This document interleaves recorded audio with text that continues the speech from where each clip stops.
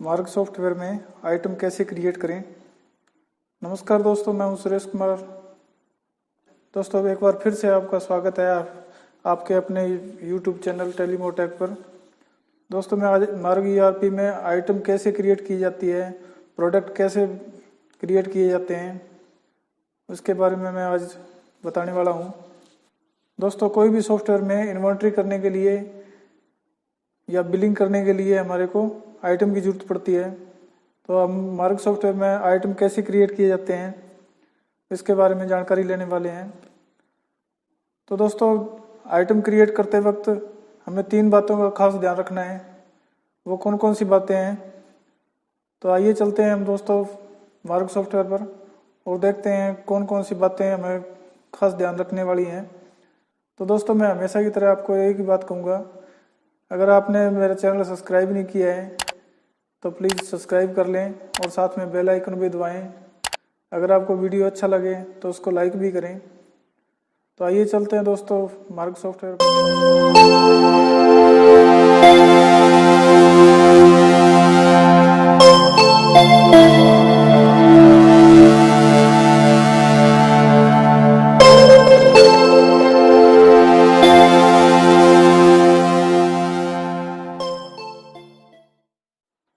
तो दोस्तों मैंने यहाँ पर मार्ग सॉफ्टवेयर स्टार्ट कर रखा है और मैं यहाँ पर सबसे पहले आइटम क्रिएट करने के लिए मास्टर पर जाऊंगा।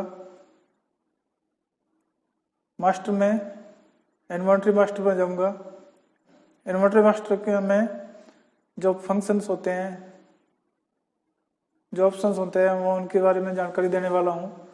जैसे आइटम मास्टर है, कंपनी मास्टर है, HSN SSC है, तो मैं इनके बारे में जानकारी देने वाला हूँ। मैं यहाँ पर आइटम मास्टर पर क्लिक करूँगा।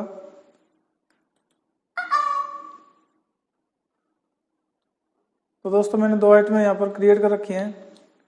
अब मैं न्यू आइटम क्रिएट करने के लिए F2 प्रेस करना पड़ेगा। F2 प्रेस करने के बाद में जैसे हमने आइटम क्रिएट करनी है या कोई प्रोडक्ट क्रिएट करना है तो उसके लिए प्रोडक्ट बनाना पड़ेगा। मैं यहाँ पर कोई भी प्रोडक्ट ले लेता हूँ। जैसे मैं यहाँ पर सीमेंट के नाम से प्रोडक्ट ले लेता हूँ और मैं यहाँ पर एंटर कर देता हूँ। आगे दोस्तों रैंक नंबर में हमें कुछ नहीं भरना है। आगे दोस्तों यूनिट भरना है। जो सीमेंट है, जो भी आइटम है, तो वो आइटम किस यूनिट में है, केजी में है या फिर ग्राम में है या फिर बैग्स के अंदर है। तो मेरी आइटम सीमेंट है जो बैग्स के अंदर है, तो मैं बैग यहाँ पर यूनिट दे देता हूँ। दोस्तों आगे आता है डेसिमल। डेसिमल होता है जो पॉइंट के बाद में जो भी हमने कुछ मेंशन करना है। जैसे किलोग्राम के आगे ग्राम्स मेंशन करना होता है। जैसे हम आइटम बना रहे हैं बैग्स में, तो बैग्स में हमें कुछ देने की जरूरत नहीं है, तो मैं यहाँ पर 9 ही रहने देता हूँ। आगे दोस्तों आता है कलर्स टाइप। कलर्स टाइप में अपने स्पेसिफिक कोई कलर देना चाहते हैं। जो आइटम क्रिएट होगी तो वो अलग से डिस्प्ले करेगी। जैसे इसमें रेड, ब्लू, ग्रीन, पर्पल कोई भी कलर्स अपने चूज कर सकते हैं। मैं यहाँ पर नॉर्मल रहने देता हूँ। दोस्तों मैंने बताया था हमें 3 खास बातों का ध्यान देना है। पहली खास बात है हमारी कंपनी। कंपनी के अंदर हमें कंपनी का नाम भरना है। जिस भी कंपनी का प्रोडक्ट हम सेल कर रहे हैं या परचेज कर रहे हैं, उस कंपनी का हमने यहाँ पर नाम भरना है। जैसे मैं यहाँ पर चेतक कंपनी का मैं सीमेंट बेच रहा हूँ या परचेज कर रहा हूँ, तो मैं यहाँ पर चेतक कंपनी का नाम दे देता हूँ। जब भी हम सेल करते हैं तो जो बिल के अंदर कंपनी का नाम मेंशन हो जाएगा, तो हम यहाँ पर इसको एंटर करके एक्सेप्ट कर देता हूँ और यहाँ पर मैं चेतक कंपनी चूज कर लेता हूँ। दोस्तों आगे आता है, मैंने आपको 3 बातें खास ध्यान रखने के लिए बताया था। 2 नंबर बात है HSN SSC। यहाँ पर हमने HSN कोड भरना बहुत ही कंपलसरी है। तो मैं यहाँ पर HSN कोड मेंशन करने के लिए मैं 9 दबाता हूँ, N कर देता हूँ। तो यहाँ पर मैंने एक HSN कोड बना रखा है। अब मैं एक अलग से HSN कोड बनाने के लिए यहाँ पर F2 प्रेस करूँगा। मैं प्रोडक्ट का HSN कोड भर लेता हूँ। जैसे सीमेंट का HSN कोड 2523 है और यहाँ पर शॉर्ट में नाम लिख देता हूँ सीमेंट। यहाँ पर दोस्तों SGST, CGST, IGST कितने % का इस पर टैक्स लगना है तो वो मैं परसेंटेज यहाँ पर भर देता हूँ।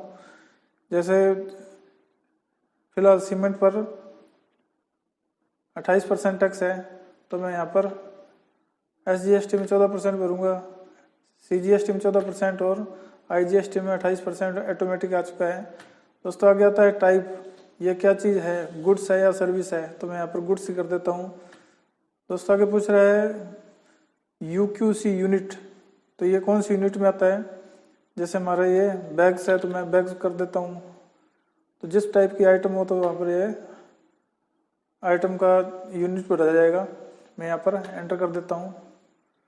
दोस्तों यहाँ पर हमने इसको सिलेक्ट करना है।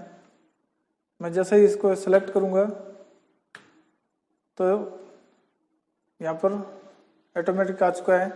टैक्स टाइप में टैक्सेबल भरना है। इसमें 3 टाइप के टैक्स पूछे जाते हैं, टैक्सेबल है या टैक्स पेड है या एग्जाम्प्टेड है। तो हमारा आइटम टैक्सेबल है तो मैं यहाँ पर टैक्सेबल पर एंटर कर देता हूँ।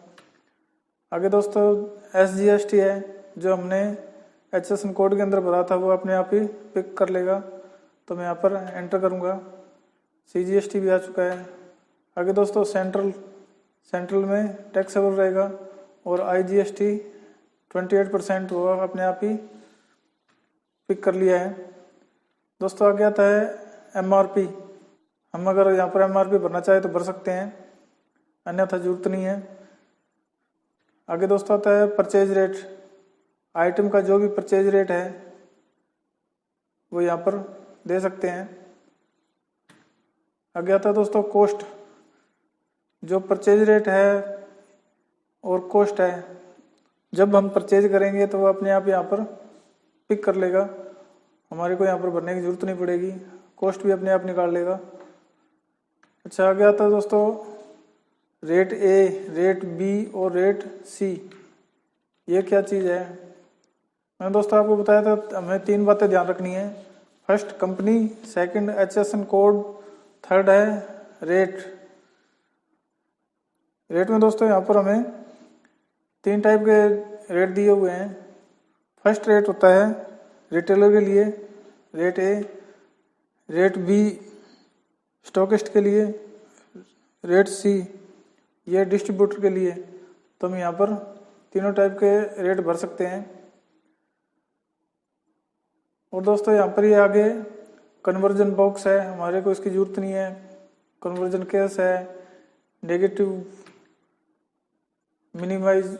आगे दोस्तों ये हमें ऑप्शनों की जरूरत नहीं है, तो मैं यहाँ पर पेज अप दबाऊंगा। पेज अप से ये पूछ रहा है सेव चेंजेस, ये इसको सेव करना है, तो मैं यहाँ पर यस कर दूंगा। तो दोस्तों ये आइटम हमारी क्रिएट हो चुकी है। यहाँ पर सीमेंट की आइटम बन चुकी है। इसी प्रकार दोस्तों हमें और भी आइटम बनानी हो तो हम F2 प्रेस करेंगे। F2 प्रेस करने के बाद में हमें बस सिर्फ 3 बातों का ध्यान देना है, कंपनी, HSN कोड और थर्ड है रेट। ये हमें बहुत ही केयरफुली से देने हैं, ताकि हम जब भी GST की रिटर्नें बनाते हैं तो उनमें रिटर्न्स में कोई गड़बड़ी नहीं होती है।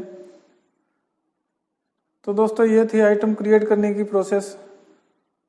दोस्तों उम्मीद करता हूँ आपको ये जानकारी समझ में आई होगी। अगर आपको ये जानकारी समझ में आई हो या आपके लिए हेल्पफुल रही हो तो प्लीज़ वीडियो को लाइक कीजिएगा। और दोस्तों मैं फिर आपको वही बात कहूँगा, आपने मेरे चैनल को सब्सक्राइब करना है, तो सब्सक्राइब के साथ बेल आइकन को फिर ज़रूर दबाना है। Thank you.